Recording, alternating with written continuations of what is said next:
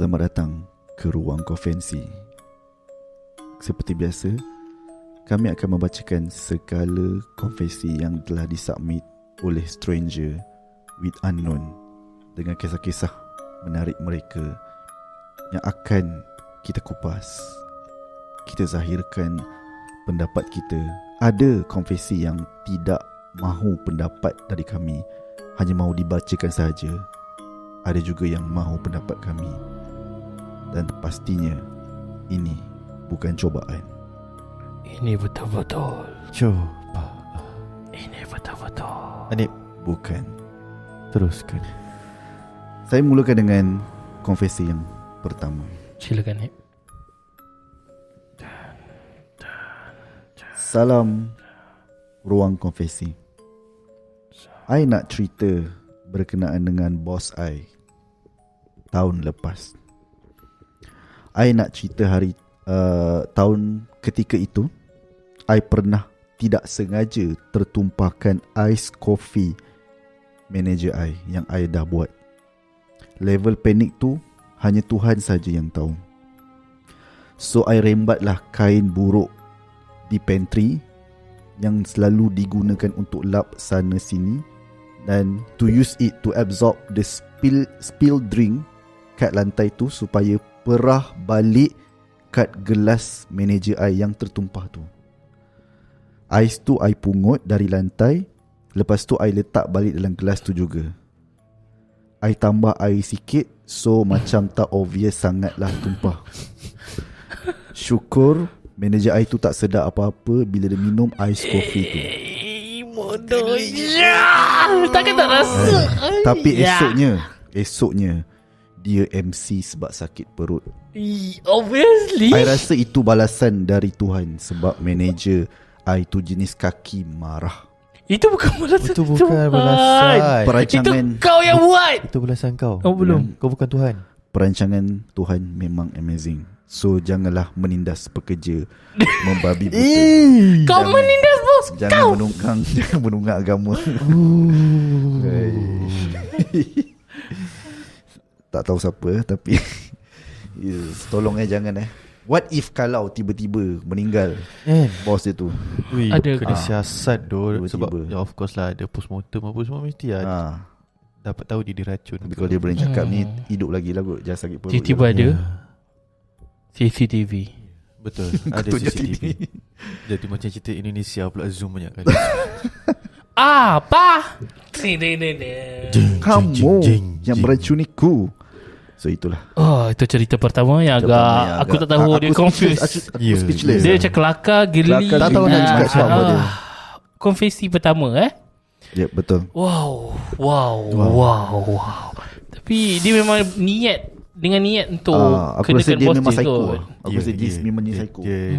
Dia ada satu, dia kena jumpa doktor. Ya, betul. Dia cara dia express tu kita faham dia type dan sebagainya, tapi macam tanpa rasa bersalah penggunaan ayat tu. Betul. Dah lah dia cakap dia tumpahkan. Dan dia kutip balik ais tu masuk balik dalam air tu dan tambah air yang lain.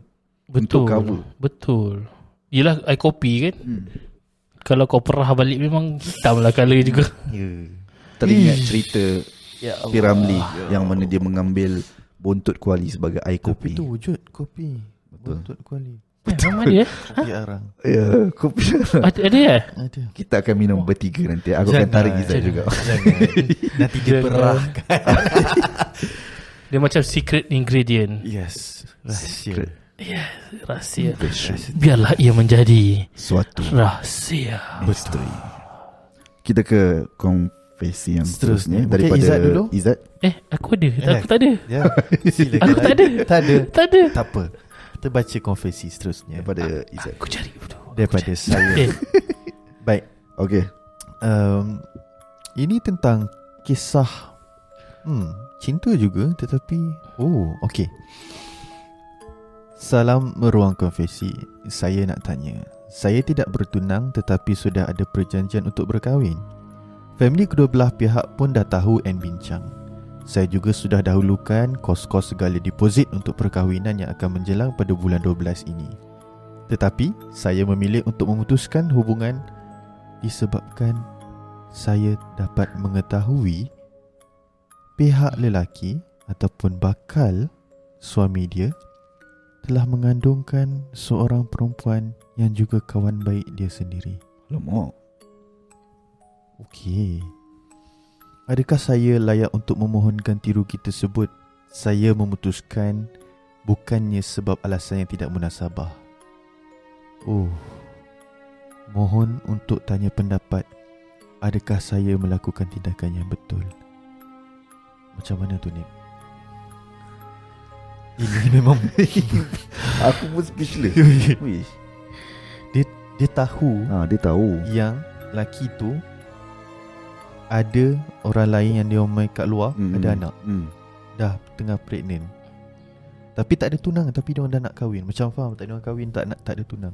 Dia kena stand for the right sebenarnya benda tu. Sebenarnya kalau tanya aku, dia memang berhak lah berhak untuk, kan? untuk dapatkan balik lah, sebab dia dah keluarkan duit untuk nak kahwin kot. Betul. Boleh in term of legal. Legal boleh, memang kan? betul, sebab walaupun tak ada perjanjian bertulis tetapi dah ada perjanjian Kerugian untuk berkahwin. lah. Kerugian Dia tersebut boleh menyaman orang yang curang kan? boleh untuk dapat tuntut balik, sebab dia kira macam perkahwinan ni adalah sama-sama punya Mutual punya agreement. Faham? yes. So kalau nak putus dengan cara yang mutual jugalah, bukan dengan cara mutual pun dia means that lelaki tu kena compensate balik lah dengan sepatutnya. Sebab itu adalah perjanjian untuk pernikahan. Tapi Jahat yang dia juga cakap sampai ada. tapi dia cakap yang dia ada nak luar nikah Nak dengan luar perempuan nikah. lain tu, padahal dia dah nak berkahwin. Ianya satu perkara yang kalau Betul. unacceptable lah. Tapi na'udzubillah lah, siapalah kita nak judge kan. Ini adalah ruang konfesi yang terbuka, Safe space untuk semua orang. Dan kalau kita tengok dalam banyak cerita hari ni, memang kita tahu yang yalah, kita generasi yang lebih terbuka, open. Banyak je benda ni berlaku dekat dekat sekeliling kita. Dan cumanya yalah, kita kena berjaga-jaga sebab kita tak tahu apa consequences yang berlaku. Mungkin akan ada family members yang terlibat dalam pergaduhan pertumbukan apa semua. Betul. Kita tak tahu. Betul.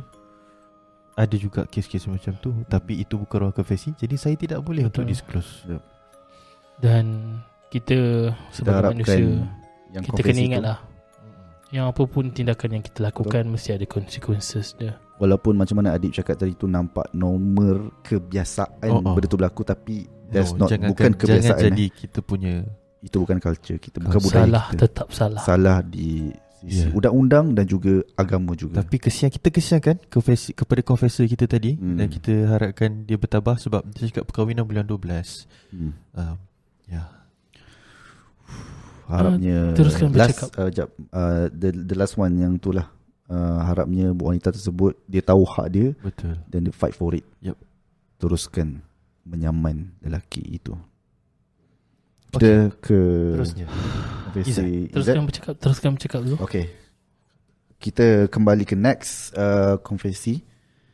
Bersedia saya baca ya. Yeah. Hai ruang konfesi, I just nak confess yang raya tahun lepas I ada bawa 2 orang anak buah I yang berumur 5 ke 6 tahun respectively, beraya di rumah, banyak rumah selama 3 hari. 3 orang, 5, 6 dan 10 tahun. So I bawa tu since I bawa diorang beraya rumah ke rumah disebabkan diorang rosakkan barang I masa raya, dan diorang setuju untuk ikut I pergi beraya. So every time diorang dapat ampau raya, automatically ampau tu akan jadi milik I. So total ampau accumulated yang diorang receive throughout 3 days tersebut adalah RM870. So my question is, dia bertanya, ampau RM870 diorang tu diambil oleh I, kira halal lah kan? Kau dah ampau, lepas tu kau dah guna makan, lepas tu kau sekarang cakap halal ke tak? Sebab ada agreement between us. Babi apa agreement dengan budak umur 5-6 tahun?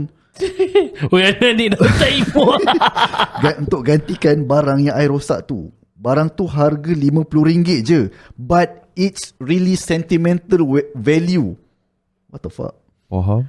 Invaluable. And our agreement is clear and straightforward that any ampau raya received by them will automatically milik I.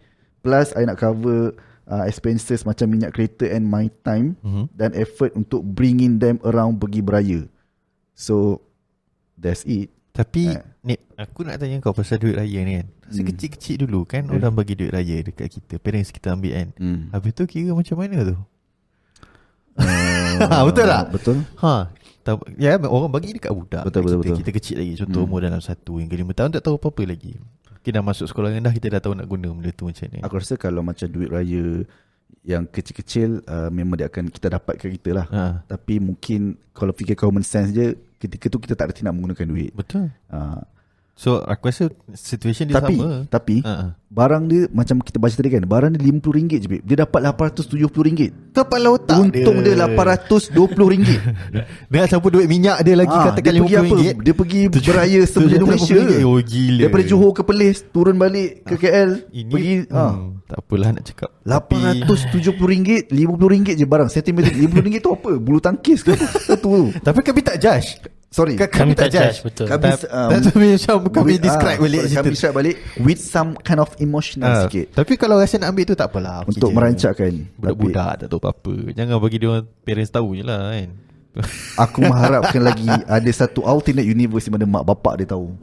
Dan akan bawakan ke muka pengadilan. Ini dah macam Oh sorry, maaf. Jangan terbawa ni. Jangan masuk mood balik. Ambil mood balik. Sorry. Baik. Mungkin kita akan ada satu lagi cerita seram. Tapi ini adalah confession saya. Confession. Wow. Awak sendiri. Saya takut. Teruskan. Saya takut. Ingat ketika nak confess tu filter terlebih dahulu. Baik. Teruskan Izan. Ada satu ketika. Bila tu?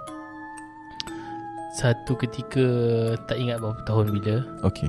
Kita tahu tentang UKM ini ada satu bas yang sangat misteri. Okay. Yang dikatakan bas ini membawa penduduk dari dunia ghaib.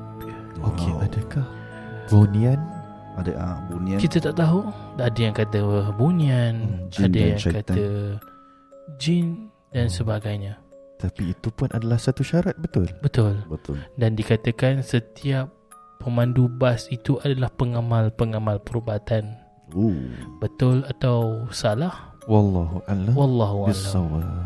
Tapi kerana kisah tersebut memang diwar-warkan ketika cuma dikatakan sebelum ni arwah Harundin. Tapi arwah Harundin pernah menafikan tentang hal tersebut. Cuma cerita sampai hari ini masih lagi ada. Betul. Dan saya pernah mengalaminya di UKM sendiri. Ya. Berjumpa dengan bas tu. Bas tersebut. Bas terakhir. Ya. Apakah logiknya satu bas di dalam UKM? Bas ini adalah bas perantara lah. Maksudnya dia keliling satu UKM. Ada satu bas pukul 1 pagi. Dia keliling satu UKM. Dia tak buka pun pintu, tapi kat dalam bercahaya. Ya. Dia buka lampu. Ada kelibat orang dalam tu? Tiada. Tetapi di setiap perhentian dia berhenti tanpa membuka pintu. Ya. Memang ini adalah satu kisah yang benar. Betul. Pukul 1 pagi. Aku pun pernah juga jumpa bas tu. Ya. Dan apabila bas tersebut lalu, bau kasturi mengikuri bas tersebut.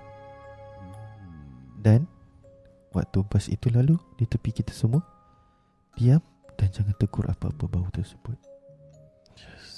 Itulah kisah di UKM. Dan untuk pengetahuan anik-anik mungkin tidak familiar dengan budaya dan keadaan di UKM. Sebab saya MSU. Dikatakan di UKM kalau bas pukul 10 ke atas jangan naik. Kerana berkemungkinan mereka akan membawa penduduk-penduduk yang bukan daripada sini. Betul. So satu malam aku dalam kereta. Waktu tu aku daripada College Ungku Umar. Aku ternampak dalam jam 12 ke 1 pagi. Ada bas yang dari depan aku tiba-tiba berhenti di bus stop Ungku Umar. Berhenti kejap dalam seminit lalu beredar. Persoalannya pintu terbuka, Ya. Tapi tiada orang. tiada orang.